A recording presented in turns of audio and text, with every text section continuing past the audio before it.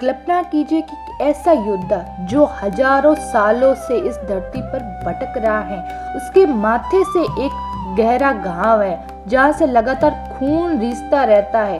वह न मर सकता है न शांत हो सकता है, वह अमर है, लेकिन उसका अमरत्व ही उसका सबसे बड़ा श्राप है। यह कहानी है महाभारत के उस सबसे शक्तिशाली लेकिन सबसे दुर्भाग्यशाली पुत्र गुरु द्रोणाचार्य के पुत्र अश्वत्थामा की। क्या आप जानते हैं कि वह आज कहाँ है, वह कैसा दिखता है और स्वयं भगवान श्री कृष्ण ने उसे 3000 वर्ष तक भटकने का श्राप क्यों दिया था? आज हम खोलेंगे उस अनसुने रहस्य को जो आपको बताएगी कि कर्म का फल कितना भयानक हो सकता है। बने रहिए भक्ति बीट्स के साथ। नमस्ते, आपका स्वागत है आपका अपना चैनल भक्ति बीट्स पर।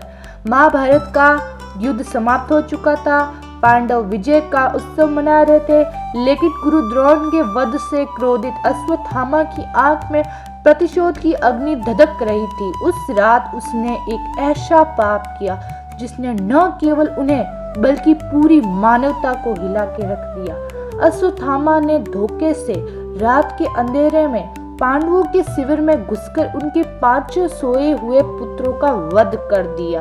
इतना ही नहीं, जब अर्जुन ने उसे पकड़ा तो उसने पांडवों के वंश को समाप्त करने के लिए उत्तरा के गर्भ में ब्रह्मास्त्र का प्रयोग कर दिया।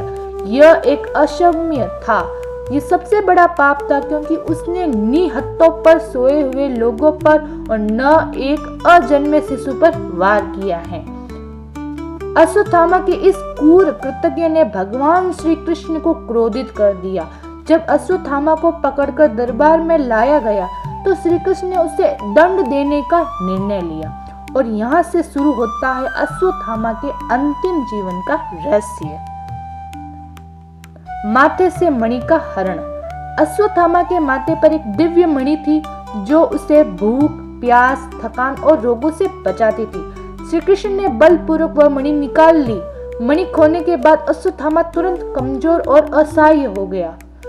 3000 वर्ष का श्राप। मणिहरण के बाद श्री कृष्ण ने घोषणा की कि अश्वत्थामा को अगले 3000 वर्ष तक पृथ्वी पर भटकना होगा। वह हर समय पीड़ा और रोग से ग्रस्त रहेगा। उसके शरीर से खून और मवाद रिसता रहेगा। उसे न कोई शांति मिलेगी और न ही किसी मनुष्य का साथ। उसका ये कष्टकारी जीवन ही उसके कर्मों का दंड होगा। अश्वत्थामा जो स्वयं नारायण के अवतार में से एक भगवान शिव का अंश अवतार था, उसे अपनी ही शक्ति और अहंकार के कारण एक भयानक दंड भुगतना पड़ा। आज भी कहाँ है अश्वत्थामा?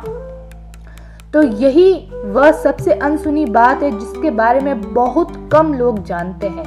अश्वत्थामा उन 7 चिरंजीवियों में से एक है जिन्हें अमरता मिलती है, लेकिन वह एकमात्र ऐसा चिरंजीवी है जो भयानक कष्ट झेल रहा है।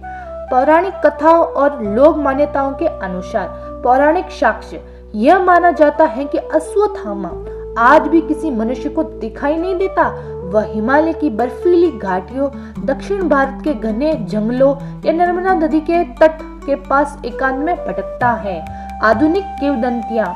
कुछ लोग कथाओं में कहा जाता है कि अश्वत्थामा ने अपने माथे के घाव को भरने के लिए कई वैद्यों से सहायता मांगी थी। कहा जाता है कि अगर कोई सच्चा भक्त या संत उन्हें देखता है तो वह उन्हें अपने कर्मों के दुख और मुक्ति की इच्छा बताते हैं, लेकिन वह कभी भी किसी को मुक्ति का मार्ग नहीं बताते क्योंकि यह उनका श्राप है। उसकी स्तुति का उद्देश्य, उसका अस्तित्व हमें यह याद दिलाने के लिए है कि अहंकार और प्रतिशोध के लिए किसी भी हद तक जाना, चाहे आप कितने भी शक्तिशाली क्यों ना हो, आपको दुख और पीड़ा ही देता है।